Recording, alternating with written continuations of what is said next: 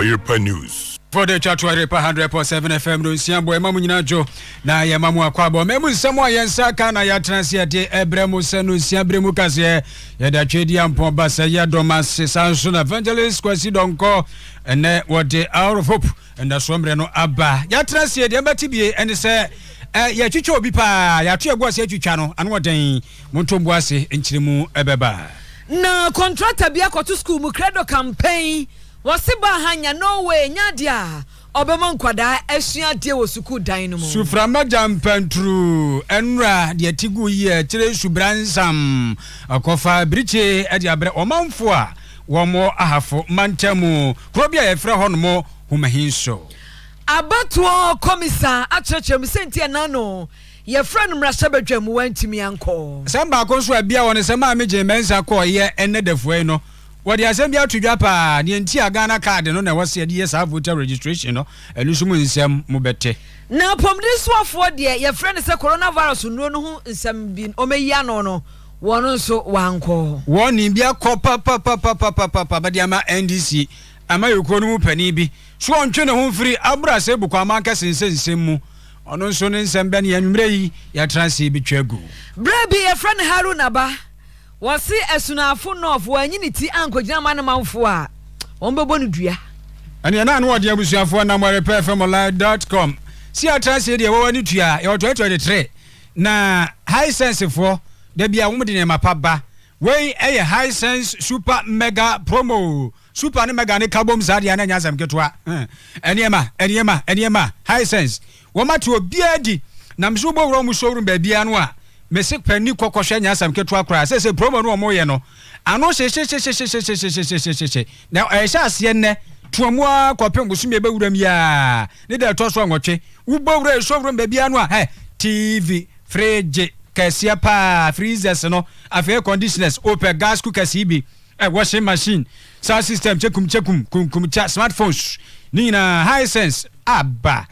se kra de me se mo wo hospitals ni ade no a bia wo school bi ni sa ne mane bra ne beje ne ma pa fa koguo ye betete so kra de amamo da fom se boko hotels mu nyina momra high sense no wo mu gina bra ne Ghana hade ye showrooms wo ba bia 030 255 0000 030 255 0000 high sense no na busuafo se de ye kan wa atiase na for ni etirem 6 match ye nkwagie ni eye World Win Resort ene Oyerepa 100.7 FM Oyerepa TV ene aka bom 6 match ampa ye bedwa ewa abo na obo no no a eye lake bosomtwe no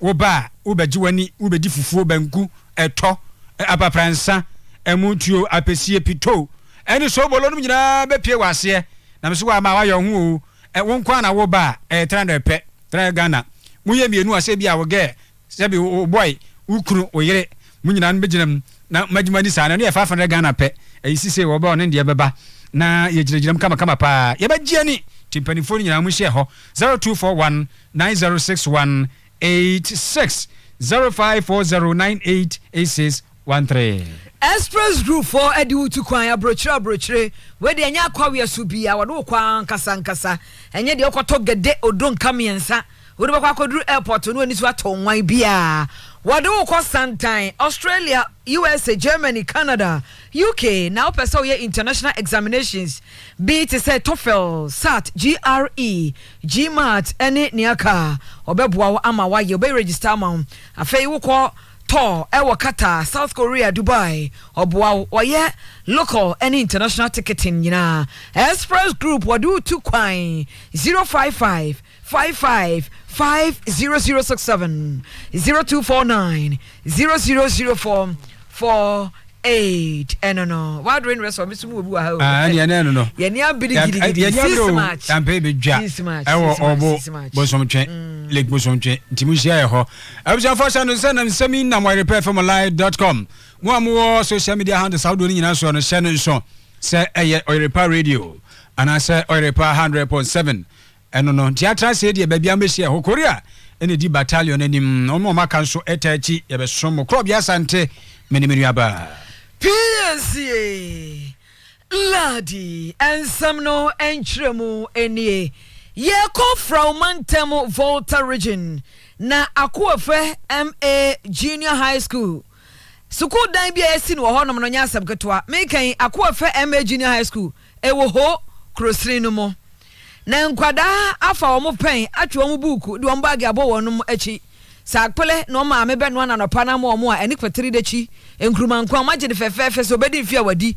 Ye ko hin ye ko school. And yet we are marching school our classes and no more to me chair and no more to me chair one more chair mo kwa classroom akosua dia contractor bia lande ho adai a ba hanya no way enya dia mema mo kwan ne amokwa akokenkan akenkan akonkan adai a contractor ne se ekakakra wo ho otontua KIA owura no ye bedani ko aye se adwuma wo mo aye contractor no aye nya de atwi obokanti wo ma suku nkwada ne kwan e ma wonum enkosua de contractor yebusan se onchire mu nchire yanya sei e no choche ni nsem mu. Not in our interest to see the children out of the classroom. It is never in our interest to deprive the community and the children of education. We are at this point because the MCE has taken a stand which nobody understands. And the way forward is for the MCE to tell us why he's not going to ratify for payment to be made. If that is done, what's our business? We open the place for the school kids to use. It's not in anybody's interest. The president of the land has taken a very bold step for every child to be educated. And if his appointees will not make that materialize, I'm afraid the president's vision for this country in terms of education will be defeated. Contractor no na di bresam no na assistant headmaster Emma Akuafe MA Junior High School any wisdom adaba we say oh nwuti fafa asomdwe ene abotre eyepa wasrada na emom no wase awreho ne wura ho pa ye wo no se nkwada beto eno mo tumi che na ombakọ na yatoto dan mu se amane to bidi abo nkwada no mbesa akọ fie die ebi nto no da ebi si da enti asem wo yesi no ne wura ho. Came to a time when classes were being held under trees. So I pleaded with the contractor to give it to us to be using as they continue with the project. So as of this year, the contractor told me payments have never been effected. So this afternoon, I had a call from the headmistress that the contractor is on the site to lock the door. And it is a very disheartening situation as we talk now. There is nothing we can do more than to pay him because the amount is overdue. Project started in 2012. More than 10 years ago, more than a decade. So we don't have anything to do more than to plead with him to come and open the classroom for us to enhance effective teaching and learning. And the headmaster no wutie ne ni asa onyasu a obesu so onim si ebetum no conduct and a guest prefect begina ho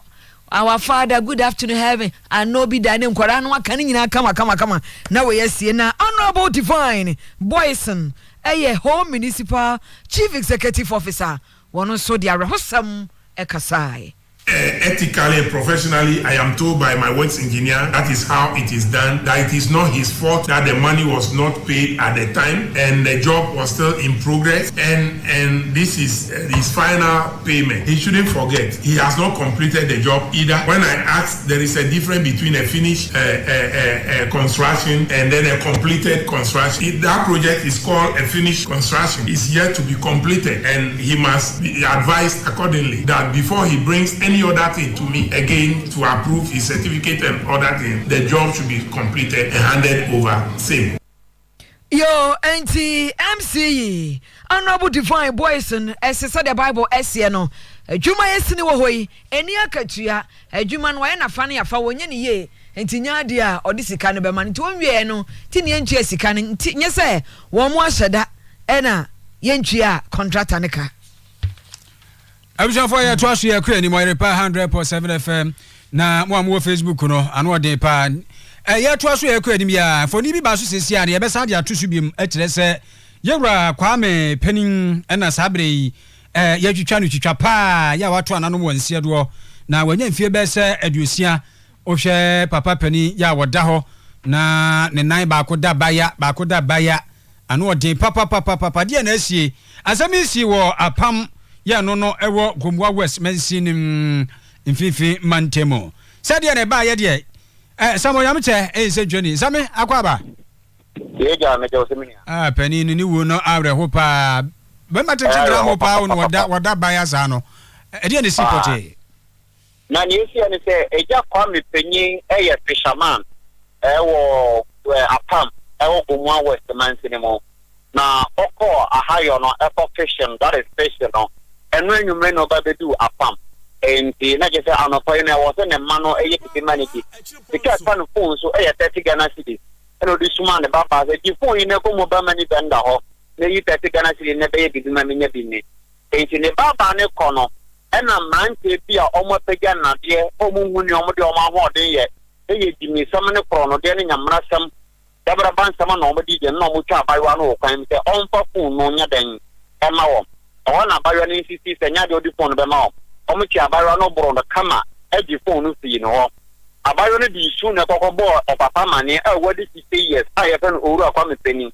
oru akwa mepeni dia memempemi ne ebubo ne yem hwehwe ade baba to sha marante ne ti shop ni ntia e wo se ni mobile phone omoji e fi ne ba ho o na marante ka papa yi hwe e to ho papa wonya 60 years ade se kan wo no mpe e dwan bu e bu papa yi wo ne se kan ku no afedi o mo dane kan na wo do mo tinye on na nyina ka ewura Dabra mikaze e gomwa west eye apam papa aye fe no openi kwame owo motre political ashe nhwehwemu ase emanante no mu madade so a omu hu ne omo de omo ahoden ye isa krono boni ewudie no dabra omo de omo ti akawira ma political start investigation se obi bi oni ma bi amanante no wono omo na boma ne nti minia o me do be say omo ye amanante mi no pa nante mi no me ma beti me Kantika di ona sedia me ko grounds ho ne tene se ma tende o ma de me pa o ma na de so ma papa enye boketo ntu hu mo tu mi se manante kentinka tu mi se manante yi na election time no o mo ba be ti nyamanante no nya wudi sam e wo man ga na mo yenti mi nya so e kiri na obi ta ne ko ko se ma tete wo mo din atete din ni bi so e from say sabra me no ka sai di e din dia nyam tie mu ya me no ka sai ya da so grounds e ki so e investigation any political Omo open investigation say edu mati eyen remo apom say ebi anyame adon anapa bedu die na yensa aka omodi na tere ne wo se ede tuga no de de tuga dwami nyame a wo shana senti wo de ma yenfa wonsi enim se enhwemu beto aso yankopon be yadom na bibia ni a obesan atienka na afei wadi akira ma ye kama pa yenu asam onyame che na mote na nka efri eye Gomwa West mensinim apam de na chese abusia ka basa nsida mfiri won masa na efiri wa basa na ha dwen pa ti imsa posifo bobo homoden na de so ye bia no waye na onsa beka se nipa bofo yi na mre bia na e wo se de okogina ni mu si wakum nipa waje obi mobile phone wo de ye dai obibisa ase a echese mawo ne sikan makuno no ebetimi abomumu echire ye to aso ye kwa ni Oyerepa 100.7 FM we eye akankase anwumre no nsia de na ye kwa ni mu de enra yenim se osubransam atigui na subrantam atigu yi no ne echire sa suframaja mpantru na no de pa abusafo wokopiem ewo ba bi te se wahinso ye no no wo afo mantemu a me ka se nipa be se aduakono de oni ba bi te enra sa kwa be kra no wo fa so a woda ye ne ade no ye ntumi nkyere kyere se nyankopon ena ye wono madom ya empokra ne ya hyedante ekire boni bia na ye kasai se de na ayire mo ene sa agrada ne sa ne manema no edwudwane ntiri no adan no dodo no abubu nti se dua bi kura so agrada ti dwasim na de besiasi nti akwa ya de bi ha adwe panya hanko ena enra nsuo no atigu sa framana ne namu no na anu odin ye papa ntini ba ko bia onya abre ne woni oka ho no Oyerepa ka se di nkomo no wonom akosem eni mu yanse chance na ya gegr na minim dia sibin se bia eniama no na e bia agrada na apai fe de hu yanse dan no so ya han na ya niam nyina afo ye dan na bubu pila fra esidan na nim no abubu nti eniam nyina se man na obi na ya yado e be sesa ye ne koda na nchen ye niam nyina ya basa ni nyina sai enti misra ban se ni manim ya aban hu ye mobo no me so ya se no mo so man enti sa ye nya ba bi kura amfa ye tinto phone chain and I say ye better. See a buy more ye foam, ye fridge, and cray school career, and chance ye be bias, and no cray what did I baby, and ya baby, and yes, penny four, yes, throw when it's dear man who brassium, the boom, a poor macho. I'm a new cray, dear, a bonya pa, ye light, ye be bias, yes, throw him send when you, Omunya, what they said, as some Castian out. Many computer crowd. Madam Pina and chance in Indian as I could because to see I'm all crowds set up in another program. It must be a Damuniman, Sunasteno, Empire TV, a fridge, be a better plan. I didn't.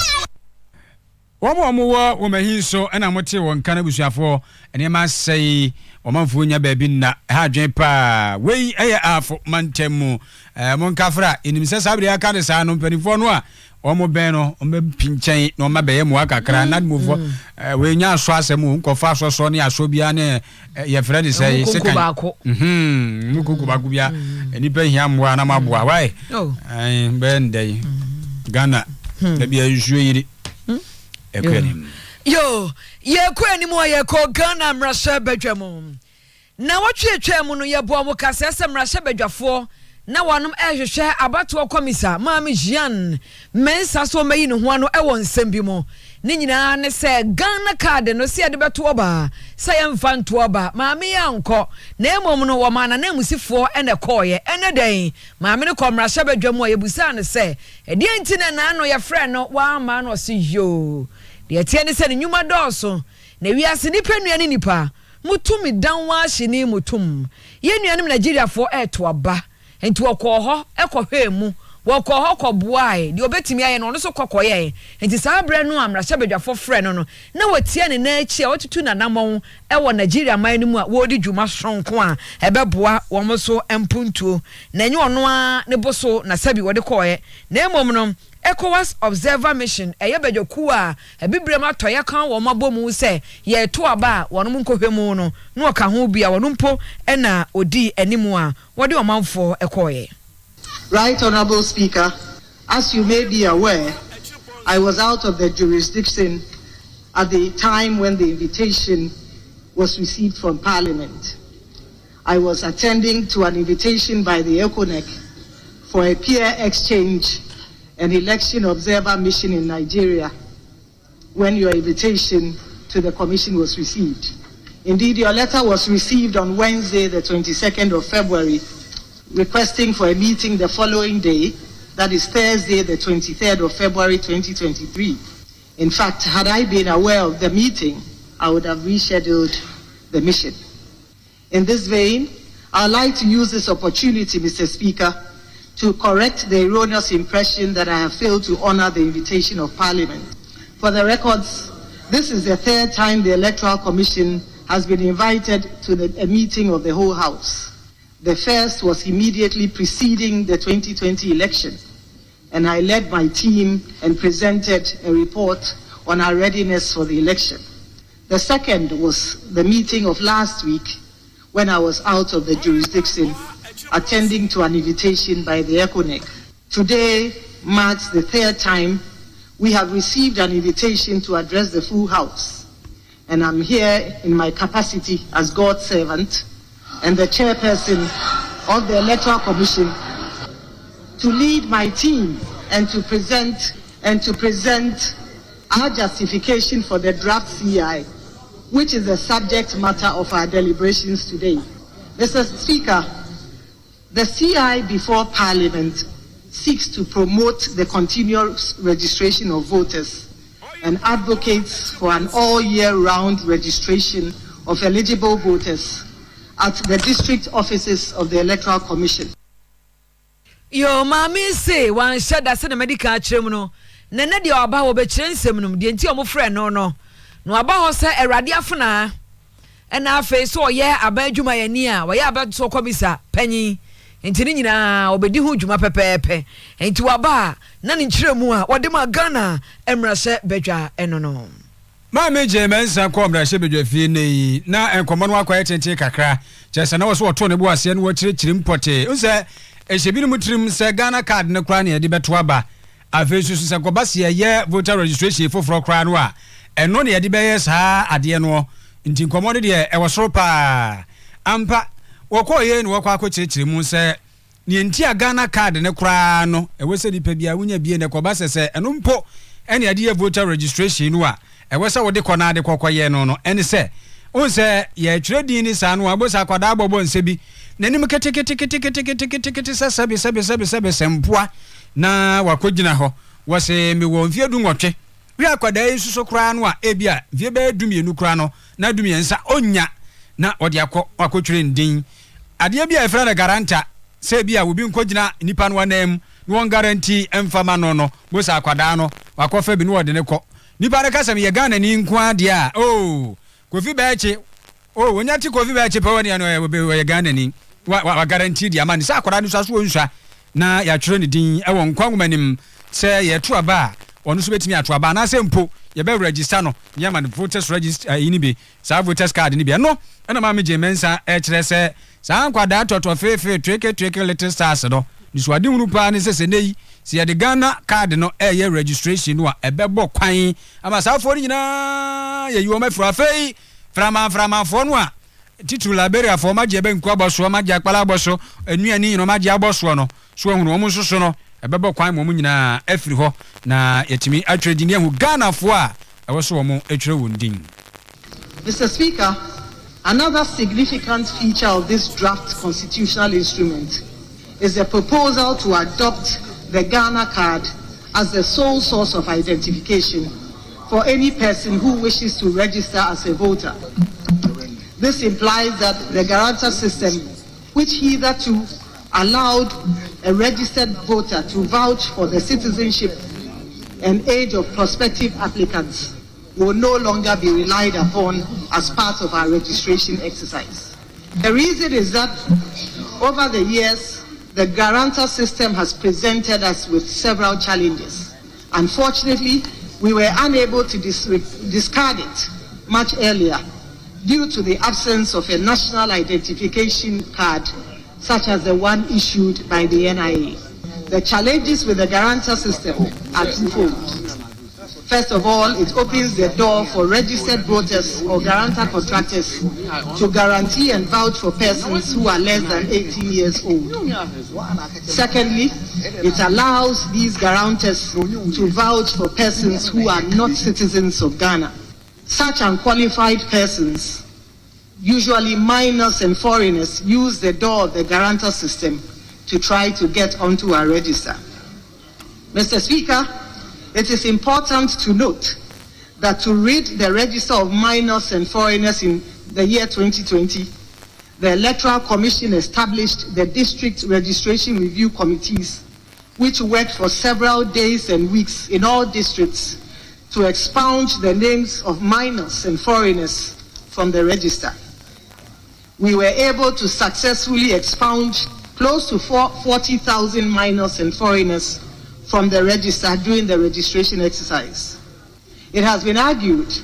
that this number is not significant, but we beg to differ, and we refute the argument and state that one unqualified person on our roll is one too many. In short, it is possible to have these 40,000 legal persons determine the future of our dear country, and collectively, we must not allow this. I must add that the work of the District Registration Review Committee came at a huge cost to the nation.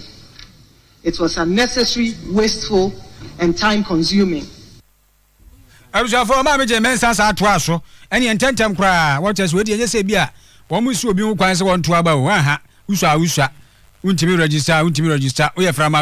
oba be tram mu na sabe ya ma wo kwan e ma wo no kon register udin na tira kwatumi akoto aba no so ya ma kwan nti enu so kan say. We wish to state that in the exercise of our mandate,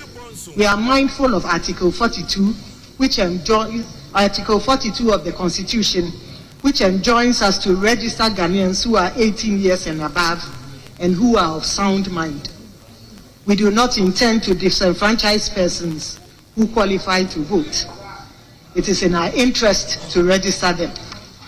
it will be an antithesis to deny any Ghanaian the right to vote. However, we equally have the responsibility to ensure that only qualified Ghanaians are found in the voters' register. We owe this responsibility to Ghanaians and will work to uphold that. Honorable members, as you may be aware, the EC has a proven track record in the registration of voters. In 2020, despite concerns raised by sections of the society that the registration exercise will not be successful, the Electoral Commission registered over 17 million persons in 31 days during the COVID-19 pandemic and during the rainy season. This figure represents 55% of our total population of 31 million. A figure that meets international standards for registration. Indeed, with the exception of Cape Verde, which has a population of 600,000, we have the highest number of registrants in West Africa. Enti Jemensa abato komisa uraye enegusua wo kasa no nti sade ya ho komo no sikosi ya no na mra chebedwam no ene yes na sese Ghana card ya eno no wuni bia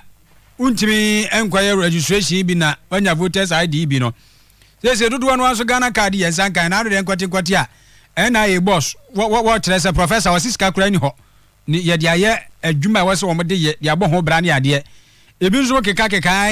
ena ba mo nkoje omo sankan omo de ye de si twa mada pa wo man mu no nyasam ketu akra obani kenofrata fotosamfo finance minister enso no mrahye odwam wo trese abaye krado se sika bia ya wo so de national education authority for na yefo no a o sika ni ho no de Ghana card na mankofo nsanka wo de no encha ba bi je sika ni mu de aba.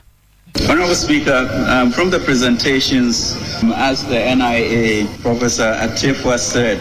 we had come into an agreement with Cal Merchant Bank to ensure that the 3.5 million cards will be released at the appropriate time for the work to be done. We agreed on 100 million CD transfer, and as he rightly said, 80 million has been put into the accounts of Cal, and 20 million, as he also mentioned, will be done by close of business today. So we are very comfortable about the situation to ensure that the needed cards will be given to the NIA to do its work. Mr. Speaker, the government has been extremely good about funding elections. And once NIA's job is linked to the elections, Mr. Speaker, we can assure the House that we would ensure that the resources needed would always be provided. Mr. Speaker, for example, in 2020, the approved budget for the Electoral Commission was 1.063 billion Ghana cedis. At the end of the day, the government released 1.367 billion to ensure that the elections went on well. It's the same fervor, interest, and commitment that now that the NIA is linked to the success of the elections, we'll do our part to ensure that the appropriate resources are made available to NIA. Thank you, Mr. Speaker.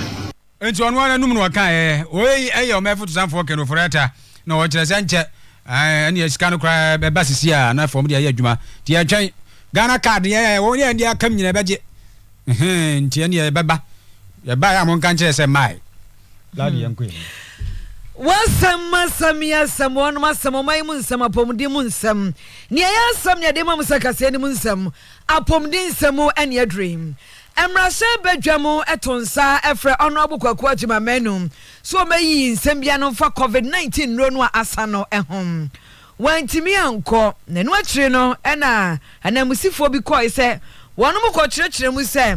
vaccines no enuro no nyasa asa na sabia so ne omote hokwa wo matua kadada wo hwe animu se ebeba wo mo de noma ebe kire e wo mrashe Bejamo na honorable kwabna minta akando eka committee bejoku a eye bipartisan eye mrasha bedwom dom kase ne dom ketwa wo mate bejoku se omo hwe apomden ene sikasem so ono kwabnabo kwabna mita kando waka hubi waka mpanifo no hubi wose oswafo a ohwepom din sam ba wa ama na osman nkrofo no ase wa mu emrahye badwafo a eto nsafre no major stakeholders in the health sector. If you have any responsible minister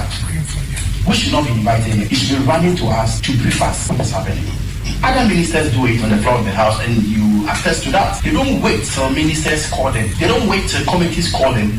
They come to the floor of the house and brief us. As I speak to you now, there's an outbreak of laser fever, right? We've just heard it in the news. Nobody has come to us to brief us what is happening. At the end of the day, we approve your budget. It's quite disappointing. And so for me, Mr. Chairman, I have no option than to agree with the former whip on the minority side, Honorable Muntaka, to subpoena the minister responsible for health to come and answer questions, especially when the National Health Insurance has indicated that they have met all their obligations, financial obligations, since June, November, October, and what have you. And it will interest you to know that the last Honorable Kwamna Minta Akandom enonom na committee ya ohwe bejokuye omrahye bejafia omwe apomdin sam ni sikasam soim ene Dr. Nana Afriye Ayum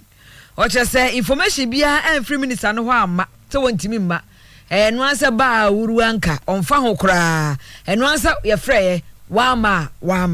and he would have come in attendance with the Ghana Health Service, the Vaccine Control Program, Director of Budget, and also the National Health Insurance Authority. We invited the National Health Insurance Authority, which will be interesting for some of you to know, and therefore you have to let you know that they have a part of their budget that sits on what we call non-core,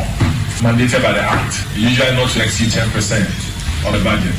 Now that provision of non-core, stakeholders have interest in them in the health sector, among which you find the Ministry of Health, which seek for 72 million for vaccines in the country. And therefore it's of interest to know that wherever the Ministry of Health will get money for vaccines, the National Health Insurance Authority, as part of the non-core funding, allocates some amount for vaccines. And that is why it's of interest to see that we have invited the National Health Insurance Authority. I'm getting you to come home and dry on the issue. Unfortunately for us this morning, Dr. Nana Afriye Ayum. Ya twaso akwere mabusuafo na yenko NDC amayokonim eba ne sane yegina wo abura asegbo kwa mankase abato pesuaso emfinfi mantemu omafo wo mpesua no so bu afu pa hwa no mbu afu no a wo mbu afu pani bi kyese wo pani kasa to forcing ya emprepre woye dom kuma no ba no dini dia na si almost say wonum primary sa e ba so no obedi beyi yo begina won ma na mu wo mra se bedwamu no omo no de ende chinchira chia kasa to forcing peso oboko okofa sa felis yi ofosu kwa ache edu won be se wonum kon se wonum mom ma na enkro na pedi bia wo mom pe no Professor Nana Brown Kluche yi ni si nchen wom so omodwene ho a wo mo ntiase e kire se sebe ade no akwa ya kansi eden ene akekere kwabra ne nsegu na kire se wono de ema ne enkobi ntiasa aye ehunehuna bi se omo frefre kane mampani John Dramani Mahama so de sesei sem se jata wono na ye papa pani ya wote NDC amayoko no mu se wo misa wo mo ye sa ade no se anyembia felisofosu kwa ache ade enko a ena wode aye honorable Kesafo Force ya as opani ni pia no so no felis no enkro so wonu na sa brown de yi ni si nchen omso mtiase a enye yi nti ene pani kohwe NDC fo enya sam ketu akura delegates ni semni Sebu kwa mankase delegate yisi yo yari aho ayin de atu force na ti bia wa ye tie delegate ye wa bra sebu kwa mankase ya ju wa ye ntase na mo me ya pia ka che ya papa His Excellency former President John Mahama. I see a day or 2 months. Why use the platform? What they say anything? Am I a we watch it? John Mahama. Why can't you, Professor Nanama Kuchi? Don't step down. I'm only a Sudancho. I'm only a so I don't want to step down. Press conference here. And I signed that. What in them come? No, I can't. John Mahama in the Nama step down 1 year. It's in the Nama among we. John Mahama about Wadley. Never catch and there. No, can the matter chat to us. Never can check. I know I'm a you go food. The matter me near John Mahama about what never can there. Turn and no catch there. I was I hit and then Nama wire Sudancho. One to another one for Mama for the party. Your pension, until I'm a down. And you catch your brother to force and pen. There, within the piazza. And you sent you have been there about to force. I put up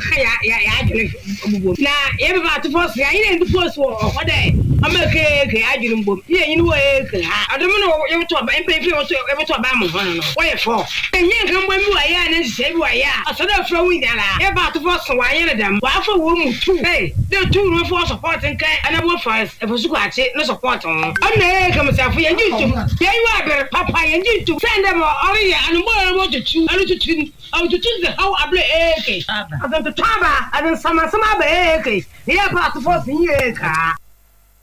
Enti eju ayinisi ayene for no a wo mo abra sebu kwa manka se bato peso so 50 man temu ma NDC ama yuku na mote ye ne se kesala to forcing ye ne wa do nkuan ba no de wo bada ben ya wo ko fa fale so fosu kwa cha be so onom kon se chenchira fale se no mum na o ko gira mu no mo nto so aba na wo nkosi o ma na mu mra che bedwa fie de ne ye nti wo mo pedi no aye frɛ no Professor Nana Bra Kruche eno mpe no nti emu nkoma no no and so no say chinchi no mko ho a etan be piem pay die we say before no mka mo because wo mani bre pa o hwe ba nza no ane na mu tu o mani abre pa ba bedia ba ya hana ba king kane ba gidi se ba tie be da base amanya som ni mu ane wo yemfa ko ahafo mantem esunafo north Bema bia wojina e wandi si amanyoko ni dimu parliamentary candidate no yefra no Haruna ba ni dipa ne Haruna Mohammed wose asebidika asemedika ne se ne manfo ne mpeso asofo se wo mu firi ni cheke no na wonim no na adwe se won konkopre enkogina e wandi si dimu e ma wono ma onbebo no doa na dua no onbefre ensu omunim nyina boni dua kura kuno esanse why na adwene se won kogina enko hye won mani monyam enti no ne manfo wo mu puntu o mu yeyo enti no wayi ni ti a wo ba beko ekoden wo betwa esapa e de ama wonom na aboa ma wonom anya asomdwe ebio no wo se MPP wo mu ni se breaking the 8 ne wo mawie wo se wo mo bua kora kariansu nyadia ebebemu ama wonom na mekai se kokwa osumura ene nkrutu babia bekobia yedu babia na yaye me bana kakraka reality says asema mo ka chere bie anka wan fa forma anka be ndome ke be bodua efrise ni daso no mo se ma fa forma anka be ndome efrise 2020 babia me koduru ye na nyame nko na me konsa ko ye NDC fo nyina na amafo ni nyina na konsa ko no nti yakon adru babi e wo se ye nyina ye ka bom na ewie na me ka se me twe me ho a sabi me duo mu hwamo bebre na me ni option no na e hye se me fa fo the party for in a twem do muni mi say bi ana yeden ye de na e ko 2024 na amonye de yo de bia me ka say politics about strategy tambia no opponent no e be pese obeya ade a ono so bedi usun anka ne se de sabi Ghana atetea pansam se de Ghana ye cedi otopetro ye ntimi to ade bia inflation rate on record Ghana bi sida say inflation rate almost 50%. Eno kra no e ye masachi da odwa eno ko do stock otodra e do about 15 cities last month no eno ko to e be 40 cities. This is what enti Haruna ba no wose de okane ba ku aba enye ku a enye nimdwa enye bragadasho enye nimdwa no kretuo do gaskiya ni no kre na Honorable Evans Opoku Bobie wose MP oteso no wose we failure wo obi omo no so wode ni manfo hwamo ade a wo ye no wo ye kwa ne kon bedo Yakubu 42 enye ade a ombeto aba no ama no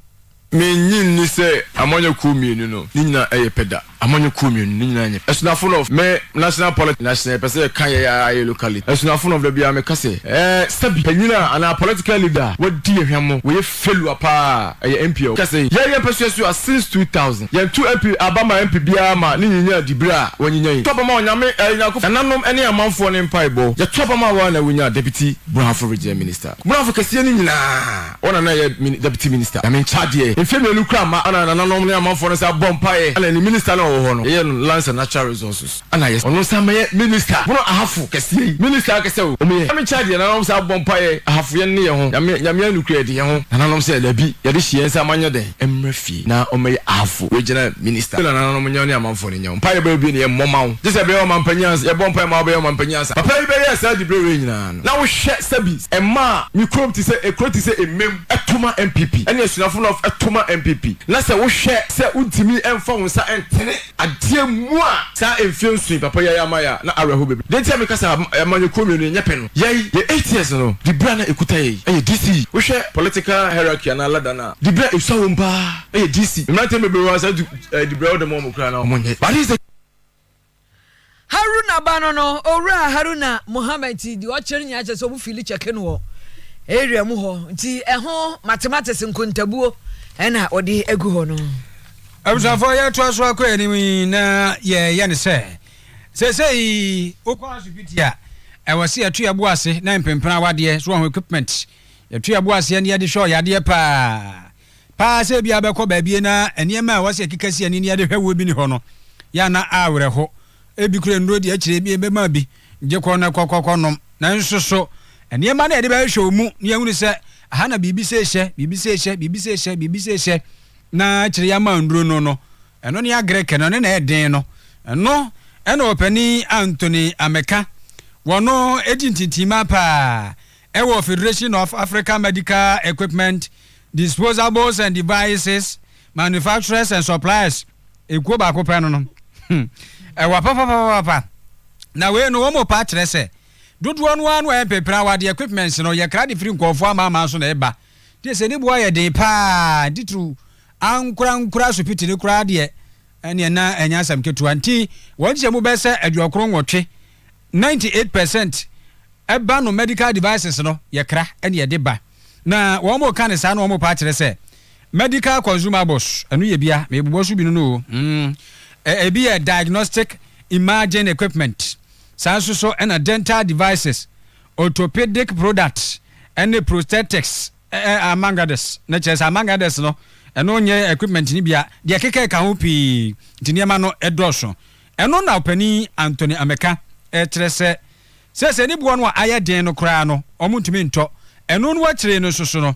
ankura ede ne de ebia kakra obetumi ato aban no titiriu wonnana aye problem no nti wodi obekoto asere pa se penimfo nye hu bibi na eboa mo madwuma no eye den. And based on our learning from the COVID-19 pandemic, we need to think outside the box. And thinking outside the box is to reduce our volume of import and increase local production. So we are looking at how we could build synergy, partnership, joint ventureship with the companies to be able to produce locally. If you look at our local consumption now, for instance, when you take the medical devices and equipment, if you are importing 98% of product into the country, it means we have a lot to do. We cannot continue, we cannot sustain this. Gloves, medical consumables, all these are imported into the country. So we need to form that partnership. They have the technology, the Indians have the technology. So we need to form that partnership to have that technological transfer for us to be able to produce locally to feed the health sector. Entiera Anthony Ameka ena moten wenkano onujintitima Federation of African Medical Equipment Disposables and Devices Manufacturers and Suppliers ena apuzua wadi nsemu ya tuja kire se wose nsemu ha dodo no wan ne ma na yedi ye adwuma mpempra wade no omokra ena de ba eno yo nchichimbe se aduokron wotwe 98% nti kakra bi na ne ne chese 100% ya anesa ene Ghana ha de ne ye asawa kra ye ntumi nye bi ne de amomo ze asawa no no mfren gos I know my friends gos wo here gos I say 100% cotton nti ano kwa net na omo de tale e bia baby atwa no kura nim no na sa no kura ntimi nye bi wa ha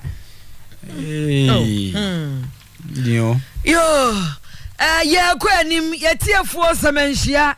ye nhia ma ke ahia ye mamohia ye ko enro ensem emom Ghana ha de ye mududu no anim se nkwada mofrabre mu no o maami kwadwa so no oba mo bento aseye a wo so otofoforo ba bento no wo yusu ye adwuma ene samu akwa yam 1+800 ye sawa away wani subiri wu a ye besaw wo ya asode a ye besaw ukoyama bro na hwegu a ye besaw obota afunu a ye besaw ye no adua na widi ye besaw enti bontoa de ye de tieni obi ka no bontoa de de tieni nkura pa na ade ba kwa wom ni se wo ho ye hye ne anya nunum yi bi na ye yam ne esone so e de kakaduro kakra wom ne asa na ma menya pagya na hwewiem wo so 1 2 3 pe edi wo ho beto se sia ba bia ho hye ne wo no ebedwane na madam akoso adua ya wo se woni okase abibiduro anya no wo moboa kora wo moboa esanse tamiawu ejamma ne de ekeka ka ho nyina adwuma ebo no e wo so manfo hunu se eye adwuma pa etimi sa yade ahodo enti o manfo nya gidie e wo habanro mu esanse eye adwuma ma mi kwache abaso bokese best herbal clinic for the treatment of hepatitis B send the clinic no e hono mutimi sat hepatitis B pa e wo Ghana ha Gafram for Ghana Federation of Traditional Medicine Practitioners Association and this abas boy Emma Madam Akoso adua ya ya meka tse wo mo ana se wo mu ni sadwene wo mu tse ezan se bibiduro na yepi ya profuduro beto bibiduro na ne wo mo ne se so hwe yare kakaka ya etse hepatitis so wo na se ene power specialist eba hospital ya kotimi akodi award kakaka etse ya dia etse so bi en cry se bibiduro eye juma pa san sa profundo tani pay se hepatitis di o mu ni kodru na se ayapa bofuduro ni mo eni hepatitis mo do na say bibiduro na wona dredia ene na edi ntina za so bi kase bibiduro nge so mo yare ya kese ni na bibiduro kwa na etimi hwe eti ene radia dum ene da hono odie nokure ni nyina na da hono say yare kakra ka eti say hepatitis wala se uni na dra uhukra ubejane because okay say di panu musipa para se no se no pa then fine kini mune ne yefo to da kana ne yefo na say bibiduro na wona dredia ke say bibiduro bibi papa wo eti misiro bibia wo hwe samre say obia momode na o ma bibiduro bu yano zanza yare ya kakaka ni na bibiduro kwa na eti hwe say ne power eti ni akwaje yare bone hepatitis e kodi ewu a eho award se bia sin nada anaga na bibiduro Madam Dr. Akoso adua ya no na o se adi nyina mu yemfa aseda merade abasobo awagie wado twedi ampo basapon nyankropon ase ene Ghana manfo so mato ama no ama otimi anya sa abasobo de that's it the make forward no wana say edin ka me dia aseda kese mo twedi ampo nyankropon esanse wono ne bon hahan ena wono anso ne soso yaga ya enam so ma ene etimi akodi award kakaka etisi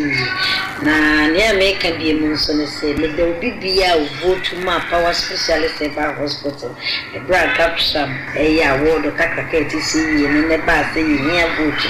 the bibia vote ma power specialist e buti amede mo mo an say capsam ko ba tan ye gina hono mama ebibiduro fo nyina ku no bia mfa no nsim ye ne won fa no nsim no mfa no nsim esan so mu kirekire ne bia a ebeboa ama enura ye no etini ahye kana ama nwode ama pa bomu na esunsan so boni bia so meti kete ne sero bibia wo hwe yese se oniku bia ya wo mu a ebekwa kodom capture de omomode sanwe onfa no nsim na ne dia ye sia se ne be ya ye be bonu no ho bai ye timi ya ye ne ene ewele chao ewele chao dene mami dene mami ze ewele chao kasa dene mami tin makano ewele chao erade hu ye mobo lectures e koso dem ha ne lectures ketua Madam Akoso adua ya ene no power specialist herbal clinic CEO no bosomtwe mansin mu Asante region. Every lecture waba. Free waba. And yanko ba shebe electric cars. O kasa osua no. Yetimi tua mema nyina.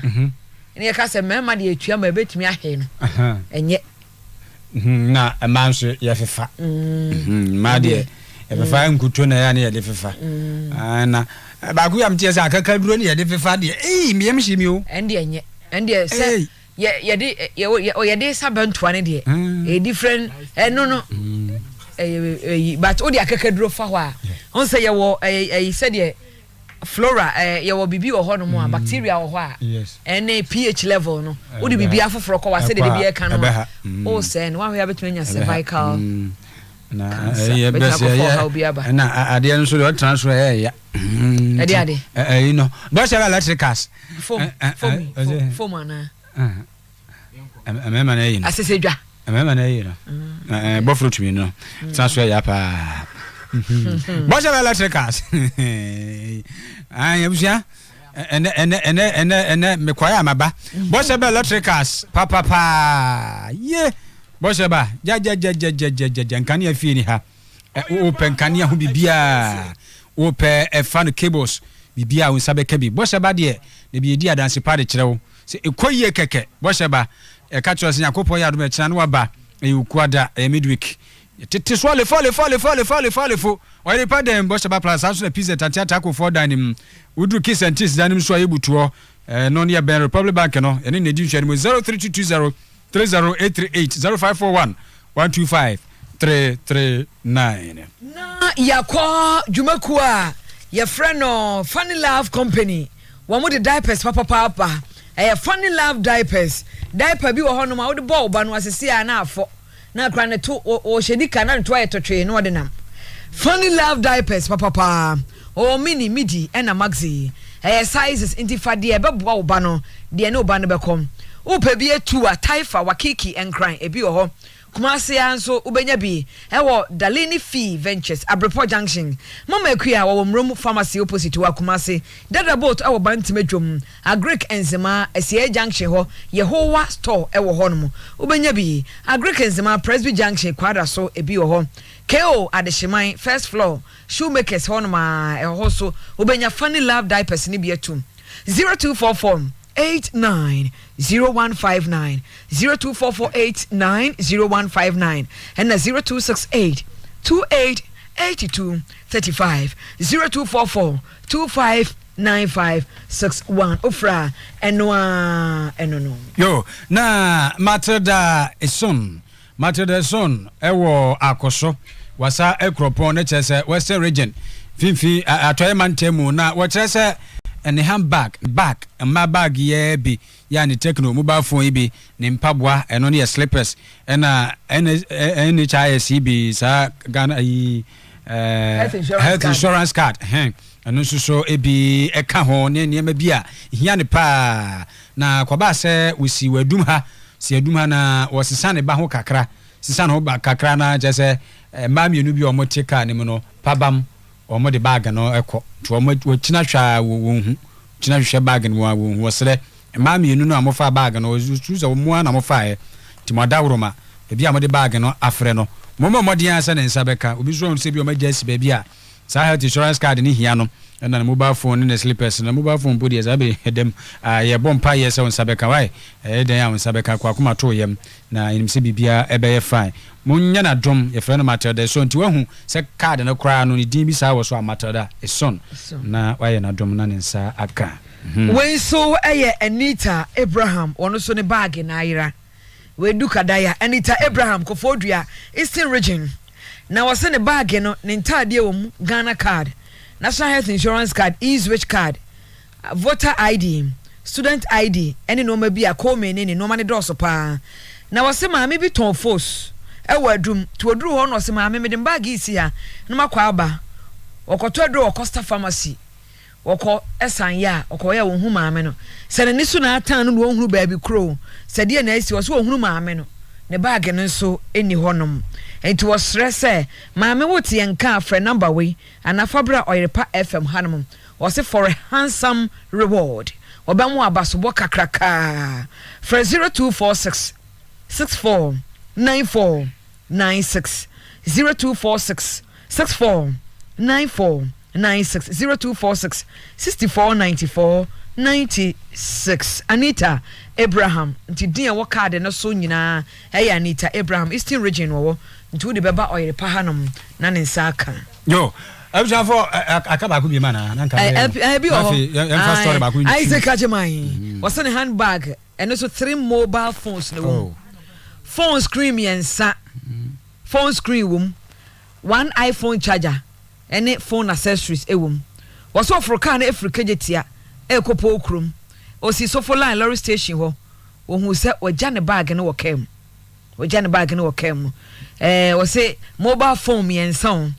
phone screen iPhone charger ne accessories kejetia and wo free okopo okrum odu so for line lorry station wo see no hu se ekam was wonya bag no afabro Oyerepa FM hanom and a police station be a bewo and after 0245 44 89 85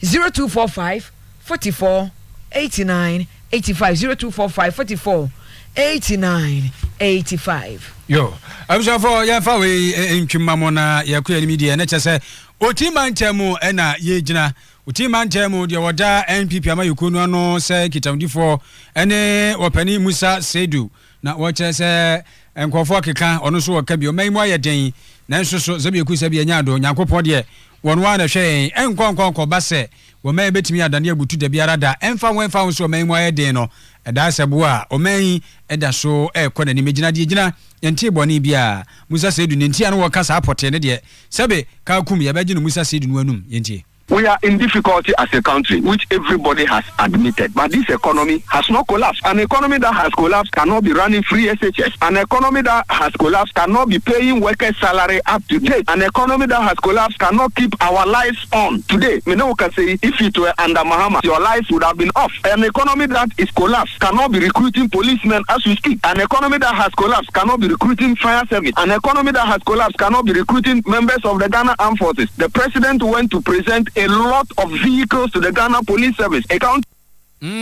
I say could be adjuncolize no. Intimi fa police for, intimi fa fire service for, immigration for this one doso pa, mutwem green hubi near May. Hey, one doso pa, chileno, come, no more twem. Na no what I say, NDC intinwe. As we speak, NDC is still unable to collate their result as we speak. So why did they go to court? From 1992 to 2000, Rawlings ruled for 8 years and grounded this country zero. When President Kufuor took over, we were declared a HIPIC country. Are you getting it? So from that time, we managed the economy such that we exited HIPIC in 2007, moved Ghana into a middle-income country before we left office. That is what we call track record. It is not someone who will come and take over a middle-income country and in 2016 or in 2013 plunge the middle-income country into an IMF, collapse the economy, bring back doomsaw, cancel teacher training allowances, cancel nurses training allowances. Teachers worked for 3 years and they were paid 3 months, freeze employment for 4 years. That is not a track record. Anybody representing the MPP has the ideology of the MPP. Let's build our human resource. Yo, nche ayi Musa no Musa Sedu ena mote ne nka no wono ne nkita wode bo fotene ya wesi MPP amayikwa na mu ewo uti mantemu. Rojan Herbal Clinic, Rojan Asida product Asida nko enro no ma obeda ase Asida Herbal mixture no malaria ne typhoid edru ye test na asa na wanom Asida natural mixture a blood pressure moja broso edru Asida stomach mix or stomach ulcer yemkura ayire hetepa watepa edro ne ye ebeboa o Asida bitters gastric ulcer obia niemtai ne ya efichikom hawo oyembo mu bontwene anadwo ma wosa ya Asida bitters ukesu saa Asida tonic timoja nani blood tonic no obia appetite atwekọ for me wo low battery no obetimi dia charge pa Asida tonic obeti bia we pa yebebusa asa na nse ho ayefe ba bia tonto onro Ghana obenya bia tom 0277 193134 0277 193134 0246 63 2563 extra comfort mattress no do for comfort oh menya wan kenye high density low density king size queen size hospital bed nyina obetimi akọ specifications say me de mahaya me enti ye mattress we mame obetumi akone a customize ama extra comfort mattress no that's what for adwendwen wosumye mu beda so na wadwen ye fresh bibia kama wo otimi da mattress bi so obesoro anopa na no pose etie nie oya ne yira wo de ba wa wapra ne ba wo de ba wa wapra ne fie wura de bobo na say hey blows give me blows wo fie ho wa na mattress papa so pebi na to atwuma francho eben atwuma fo ase ubenya bi ato wo ho no pa depo no eno no Jiwak Abrepo Junction ebi wo ho akwesima brofo edu Roma Hell ebi wo ho ba bi etonto mattress ya busa say extra comfort ebi wa ha na 0244 853036 0244 853036 0242 810705 was a sleep and sleep well the ye ma hunto I was for ye seminar esia ne sana ye tew fa yin kai boy entwem mamona yempegem madawroma pani ba betena se na de akabi omote aba na we eye na wotweda 1 week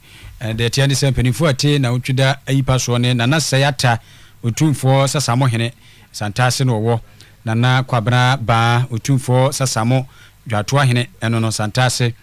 abusuapani nak osei akwasi o America mem nana amo o MD sai transporter Jaguar filling station o yasew owura ye akua sama Ajman we managing director Siao Ba Company Limited nkwada ne yura Anthony Wasai buafo America mem yura Jones Osei Bedu America Madam Efiadu Fie wasantase Madam Abna Pokua Santase wura ye Grace Asante Poku enso ye businesswoman enkran wura ye nana ammo enso ewo jama mem wo munyina kire se wo ba pani akosuata ami akosuata na ne dade friend pa onyamfie wo ha ne aduonu 120 yankopon atonsa frɛ yankopon ya domo a 6 match ya busumi kuura min de toso ensia ye kire se plot 34 block F fanchene bra kumase uduru fanchene bra hospital na chiri ho na otweda ne bekoso ano panu sia bepem enwere nsia tuensa fra musa momra na momeboe nana kwame osuwa jema ya ntoa hene wote ayipa so nana bo ada adom pokua wotoso mienu antoa hema nana poku mensa asenso wotoso mienu eye adedwan hene osofo kwasi asenso okumase owura ya wantwi nyina hene no wo oye nua brother yawo yata friend brother yawo Oma the Sunshine USA nana kakari nana gate no ose Samson aka Omega confirm Oyerepa FM ni TV ha owura kofi kwaten ewo kumase ha owura kofi asenso yefta friend coach Antoa ohene yire ya jamfu a eye na awa Antoa ana yeta friend mother your friend o Antoa no wo oba panya bna jame ewo kumase ha sister amasewa Milo Disco ne guy name enonom Krobea Asante nyina Omega busua nyina na ade atɔ wɔnom ani Omega ne ye adwuma awa ha ɔhene ba nana kwadwo sakodie wɔno na wafiri mu ya wɔdafom ne ta frɛ ne na ahenkan eno no onyafrinhia aduanan enson na ye ho hyehyɛ ne sɛ onyankopɔn boa meme de di anim ya Antoa benkum hene efie hɔ na wɔmo ebededa ɔhene ba na ekire no wɔmo akɔ ye ewufosom ewa Assemblies of God asori mu na afei wɔmo akɔkora no wɔ Assemblies of God emusieye ofiri hɔ no mu a bɛba besi nkunya Antoa de bi ota ye yie no dumienu ekosi enwumre no nsia no aye yie no ɛwɔ hɔ kosiada 5th March Antoa Assemblies of God asori mu na ɔde aseda bɛkɔ akɔma brempɔn trade ampɔn basapɔn ɛwɔ asɔ dem ofiri hɔ a wasan behia mu ɛwɔ ba bi ɔyɛ yie no ɛyɛ kosiada no 5th March no dumienu awia kosi enwumre no nsia jamfo adɔfo akatimpani akrape ɛma ne mɛma momra me so wo mu abia sanse eyiyo etise nnoboa eto me etu ye nyina wono ati ayipa so bi mu ne abusuapani kwaku dua o kumasea nana kwasi twenebo a otufo safo ahene ayokɔ asukore mampɔn nana yonkyira entwi enso ti ayipa so bi nana kwadwo mensa dade ase ni fa ahene eno no pani kofi poku enso ɛwɔ menam ɔte ayipa so bi yewura Louis echampon dade ase ante George na wusu dodo na se boada dade ase na wo ne yoka ho bi mu ene ante yabio ti yabio nso ewo dade ase madam mage ewo dade ase kwabra wusu dade ase adwabo atima ewo dade ase nanama ewo dade ase enkwadai ene honorable adade kumawu dade ase assembly member Oyerepa FM Oyerepa TV ense twere no Al Jazeera ena ne papa da for me kuvia dade kafra pa sansoso na woni oka woni afia reta dade ase kwame wusu ademra ena ono nso wowo akosua afra ewo dade ase akua kobi ewo dade ase ne manananom porepore dunum techiri na ekona abusua ye omo kumawu dade ase nyina se wo mo de shi konkron opani kwabra yonchira dodo wona se paske atwana no monsie do na wonyamfie wo ha nti paske nyankopon ya domo a ekire se dade ase trabum kwan nchen ho no wa ekire se mementa edi anim ya de toso enan osumi a yekuwura mu no ekire se premtobre kopem no nsia no na yedi ayuyo no ahyehye so ade ekye kwasi adade toso enum ekire se de aka nyina be se tutumpata ewo trabum ho na de atuensa efrem se momra na momebua ye papa na madam afia konedu dodo na se mama afia ena yade efre no agopon aduma memende ebeyi wamase agre kwa mase ya ena ono nso ye no yiesie no ye na yie nti madam ama sewa udura ni wamase station wa ni nua prekope ena da for me madam kafra wate ai adofo beba na ya beja papa sanso ena abigi ladu ni mabigi abigi o presenter ase abigi pama dia wase ya minima abigi ba ko western region o ya presenter obo drive abigi we dia we abigi tailor o pama dia na yere Mrs Emilia Bonsu dodo na ase anti emi special efreno emi special anti wonu nyankopon ya adom ayen bronum ene ebense bia church no wa ya no pa no nan ne dia aka nyina dia de ahye so ne si na ye na yi ewo tafo ayen bronum ti abi gikafra o pa de bruta o ase ye e ba bija wono nsoso nti me de be dia yi no doso ye no doso umie yu kan bia na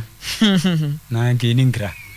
oh there be ya wie yo ani e korea de dia ba ya da nwumre asibu amasa nsoso na pokua wa ha na Prisla na wa ha ba Prisla na yipepra ani ageni buati omu nyina bebo na chi edom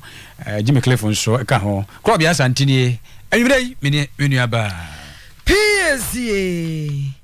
Lardi Dominos Vobiscum